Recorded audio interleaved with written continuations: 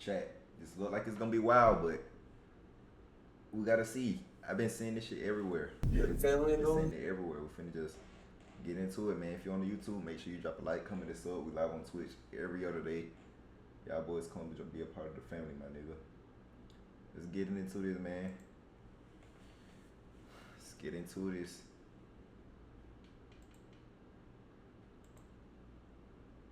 Make sure, man. Yep. And the kids. Pretty old. This is the moment 19-year-old Hollis Daniels chose to take an officer's life. He somehow managed to sneak a gun into the interview, a decision that would set off a chain of events far more devastating than anyone could have ever imagined. But suspects trying the unthinkable to avoid prison is far more common than you'd hope. Like when this guy went for an officer's gun in the interrogation room. Or when this guy smuggled in a fully loaded pistol right before the eyes of clueless officers. But first, let's take a look at Chad Brinhold, who's about to learn the hard way why you shouldn't grab a police officer's service weapon. Okay, fuck, he's got my gun! He's got my gun! Chad was taken into custody after showing up at his girlfriend's workplace. These niggas be crazy, I ain't gonna lie. Like, you only got two choices. Grab the gun and go out with a bang, or attempt to grab the gun and get banged up. Pause. Severely intoxicated, but he wasn't here to cooperate. In fact, he's here to make the officer's life a lot more difficult. As he sits in the interrogation room, he grows restless and starts eyeing the holster on an officer's waist when he gets an idea that would turn his otherwise minor charge into a death sentence. Oh, no, we're not letting you go. For what? We told you it'll still be a few minutes before you can go anywhere. Before what? Before we go to jail. Tell you what, give me your shoe. No. Yeah.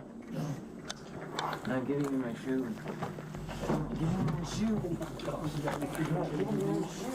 I got it. Okay, fuck, he's got my gun! He's got my gun! You're best die, my friend! Let go! Let go! Don't grab the gun! Charlie 421, shots fired. Shots fired, shots fired. You good? You good? We need medical. Yeah. Fuck. Bringing a firearm into an interrogation room is never a good idea, which is why most police departments prohibit detectives from bringing firearms into interrogation rooms. But that didn't prevent this next guy from sneaking in his own gun and ending a life. Nick, someone didn't search him. Oh, no.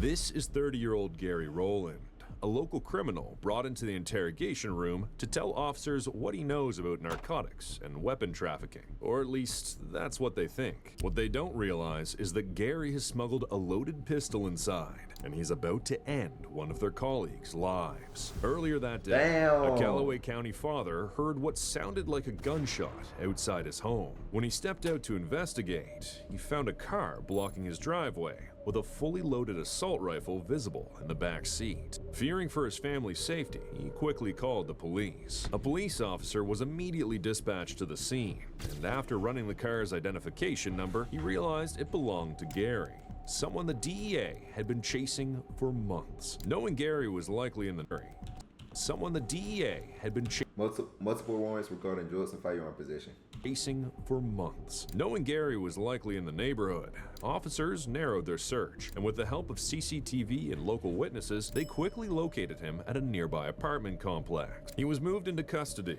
and arrested without any problems. Surprisingly, before he was transported to jail, he agreed to snitch on local drug dealers and firearms trafficking in exchange for a reduced sentence. So instead of being booked, officers took him straight to the police station for questioning, a decision that would soon prove fatal.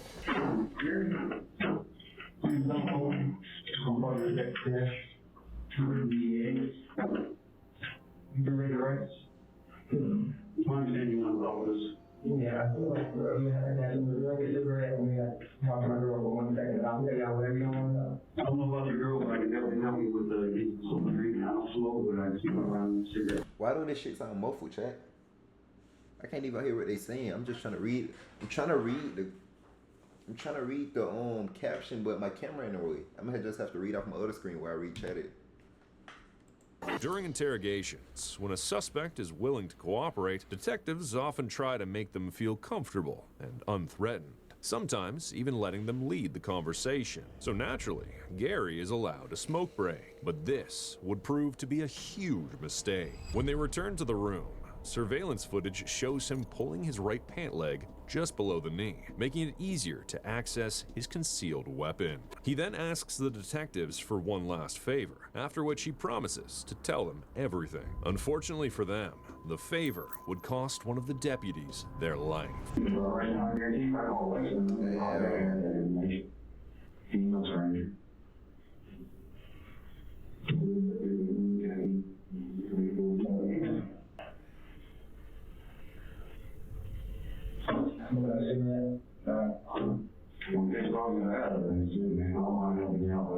can't do this all day.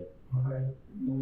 Bring the team, ready to one hand, one knee there. I got that one from before you left. That's the only one. That's the last one I got you. At this point, officers believe they're on the verge of obtaining crucial information, so they grant him another smoke break. They follow him outside, but this time, only one of them will come back alive. Standing in front of the building, Gary waits for the perfect moment to strike, and as soon as the coast is clear, he wastes no time drawing his gun.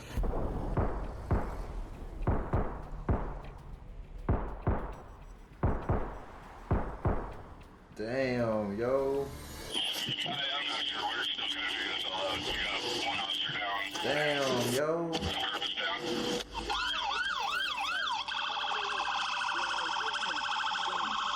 Nick, someone didn't search him. I hope it hurts. It was in his waistband. I hope it fucking hurts. Hell yeah. Damn, yo. No, go over there to Jody. Stay alive, Go to Jody. Go to Jody first. Go to Jody first. You need to go be with Bowman because Jody's not doing good, man. Somebody needs to be with Bowman. Yep. Yeah, go sit somewhere else, Brian. He's done for us.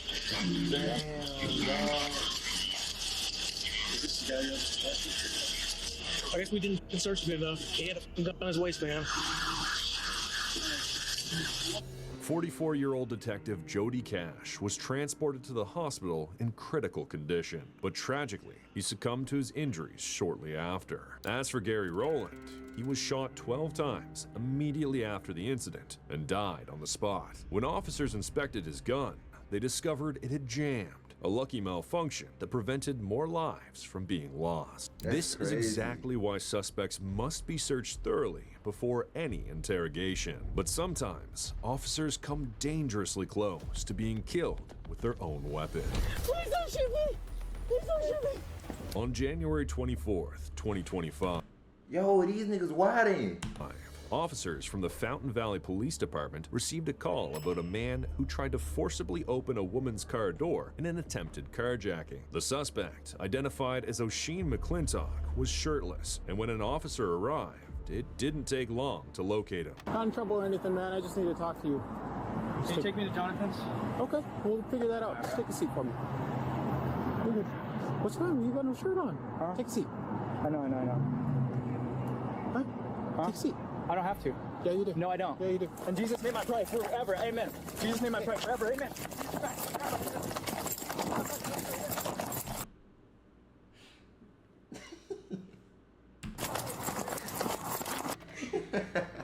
Just 148 at this time. He's in the parking lot across from the PD. The man managed to outrun the officer and get out of sight, but just a few seconds later, he approached another cop car, only this time, he didn't have the best intentions.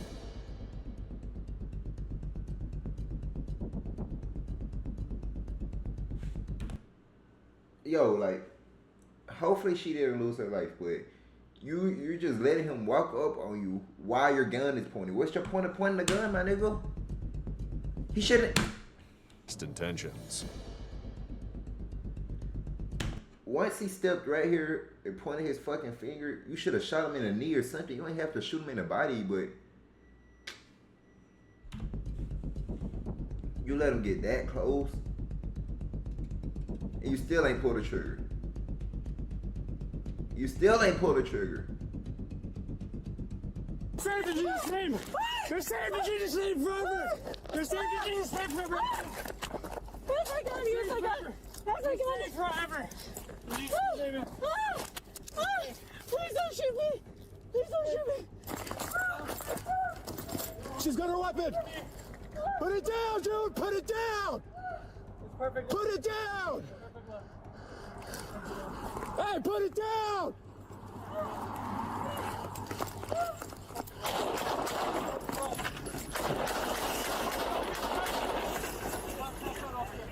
$998.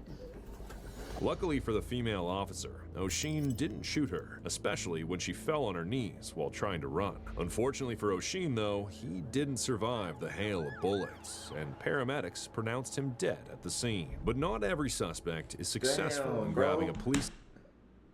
I'm glad she learned her lesson. Like, my nigga, sometimes police justice ain't justified. I mean, police shooting ain't justified, but my nigga, the nigga walked up on you, reached for your gun, and you used to let him grab it out of your hands. Luckily, he wasn't one of them people stable enough to take your life, but that was a close call, my nigga. Officer's gun so effortlessly, like in the case of 27-year-old Thomas Robinson. Thomas was brought in for questioning after shooting a 17-year-old in broad daylight. He was charged with murder, and if convicted, could spend the rest of his life in prison. But Tom charged with murder. Look at this nigga. Hello. Wrong thing. Look at this nigga. Y'all don't think this nigga look like he a murder? Like, whatever he did, whatever he convicted for, he did it. Look at him. Look how mad this nigga look. And if convicted, could spend the rest of his life in prison. But Thomas wasn't about to go down easily. As the officer moves in to handcuff him, Thomas glances at his waist and attempts what can only be described as the most reckless escape plan imaginable.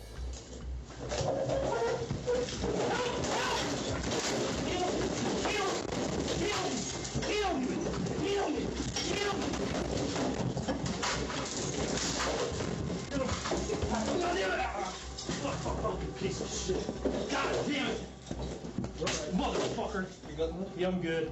You couldn't get it. The suspect tried to grab the officer's gun, but the safety features built into the holster kept him from pulling it out. Just like that, Thomas's grand escape plan failed. But he wasn't the only one with ambitious ideas. The next suspect who tried something similar, only his weapon of choice was far more unconventional, to say the least. A man named Duran was arrested at an elementary school after pretending to be the father of a kindergartner. He was acting strangely around the children and couldn't correctly name any of them, so officers took him into custody and brought him to the station. During the investigation, he confessed to officers that he had planned to lure one of the children away from the group, incapacitate them with candy laced with tranquilizers, and abduct them while they were unconscious.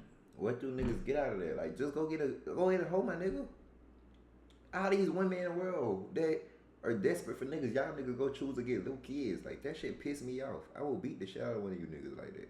In Ohio, attempted kidnapping can mean up to 8 years in prison. But Reed had no intention of serving that time. Instead, he made a desperate bid to escape.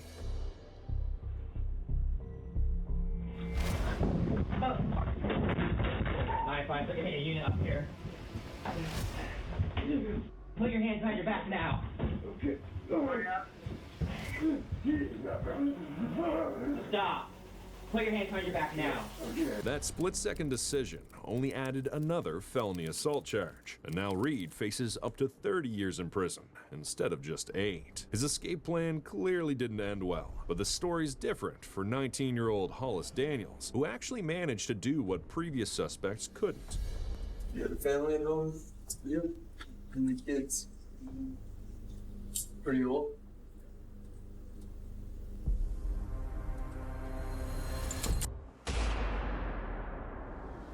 On October 8th, 2017, Hollis got into an argument with his friend after allegedly stealing his gun. At one point, he even threatened to shoot him with it. When Hollis left the house that evening, his friend Lee... Just don't tell me it ended the way I think it did. Leo called police and reported what had happened. Hollis was quickly located and pulled over on his way back to his dorm. Okay, what's going on tonight, man? Just keeping it easy. How's it going? Huh? Where were you coming from? My buddy's house. We got a call about you causing a disturbance. A disturbance? Yeah, over at your friend's house. Oh, no. Where's your friend live at? 28th or 29th or something. Okay, what's your friend's name? Leo? Leo? Yeah. Okay, why is Leo calling us telling us you're messing with him? I have no idea. So. Okay. You have any guns or any weapons in the vehicle? No, sir. Any drugs or anything like that? Step out here and talk to me, man, okay? Okay. After stepping out, Hollis admitted he argued with his friends and even claimed he was thrown to the floor at one point. But he insisted he hadn't stolen anything from them, especially not a gun. When officers asked to search his car, he refused, leaving them with no choice but to let him go, despite having probable cause. The very next evening, Documents from the Texas State Police Department obtained from KCBD's investigation team details some of the previous interaction Holland Daniels had with law enforcement official before he allegedly shot it. Call came in from a student claiming that they had heard a gunshot and saw another student holding a gun. Officer Floyd East Jr. rushed to the scene with his partner to conduct a welfare check. Texas Tech Police Department. If you don't open up, we're keying in. As they went inside, they didn't find Hollis, but they met his roommate, whom they were able to question about Hollis's whereabouts. What's your name? Andy. Andy? Is that who we're looking for? No, we're looking for Hollis. I just woke up. I'm sorry. That's okay. What do you know about your partner that lives in this room down here? Hollis Daniels? Hollis? I don't know a whole lot about him. Really. I don't know. I haven't really hung out with these guys a whole lot. Okay. Did you hear it or see anything kind of weird last night in the middle of the night? Last night? Mm-hmm. Okay. No, I got in kind of late last night because I went home for the weekend. The officers searched Hollis's room and found a small amount of marijuana along with a large stash of Xanax hidden in a bottle labeled for antibiotics. Friends later said Hollis had developed an addiction to Xanax, which he was obtaining illegally while also using marijuana to cope with anxiety. While the officers were searching through his room, Hollis finally showed up and was very surprised to see cops there. Hang on, what's your name, bud? Come here, buddy. What's up? What's your name? Andreas. No, it's not. Come on. Come on. No, what's going on? Come on. We've already talked to your other 3 roommates. We know what they look like. Yeah. That nigga would pull up at the time where they there too. That was a good try, though. Absolutely. Do you have any weapons or anything on you? Interlace your fingers on top of your head. What is this called about? Keep your hands right there, okay? I'll explain it to you as soon as I get done. Spread your feet out a little for me. This was the first of 2 searches that would be done on Hollis, and it was really important for the case. He stayed in police custody from this point on, so there was no way he could have grabbed anything without the cops seeing it. That meant he already had a fully loaded .45 caliber pistol tucked in his waistband during the search. Somehow, the officers missed it, not once, but twice. That same gun would be used against one of them just a few hours later.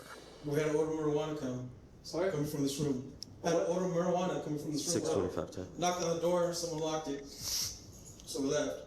Then we also got a report of the gunshot. 343, that subject that we flagged the ID for came by the room while we were processing it. Okay. 6:35, speaking with you now. Yeah. So what happened last night? There was no gunshot. In here? That's what we're told. By who? Somebody that heard it. So yeah.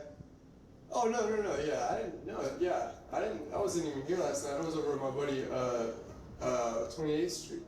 In fact, I got pulled over last night on the way back from 28th Street. What time was that? 1 or 2. It wasn't clear whether he was the one who fired the shot in the dorm, but the officers had enough evidence to arrest him on a drug charge. He was arrested and taken back to the station. At around 7:15 p.m., Hollis and Officer Floyd went into a room to go through some paperwork. By this time, the officers had removed his handcuffs because he had been really cooperative up until then. They didn't see him as a threat anymore, but this turned out to be the last in a series of bad decisions the officers made, one that would end up being deadly for Officer Floyd. Just before pulling out his gun, Hollis asked Officer Floyd 3 questions. You have a family at home? Yep. And the kids. Pretty old?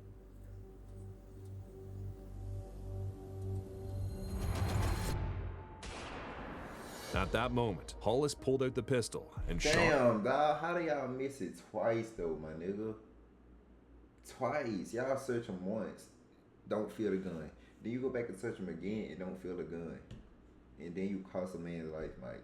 Officer Floyd in the head, killing him instantly. The gunshot alerted the entire department, but by the time they got to the room, Floyd was already dead and Hollis was gone. Since he was the only suspect inside the station at the time, it didn't take long before the officers showed up at his college and placed the whole campus on lockdown and began a manhunt for Hollis. Got an officer down, he shot in our briefing room. We don't know where the suspect went.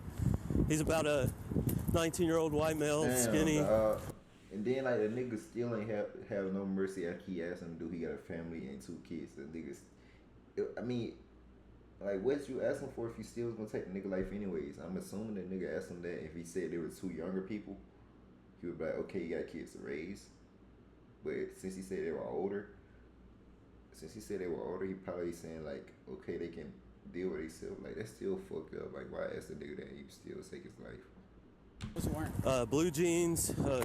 Damn, bro, that's fucked up. Rest in peace, Officer Floyd. Believe a light colored t-shirt. He had mud on his jeans from the knees down.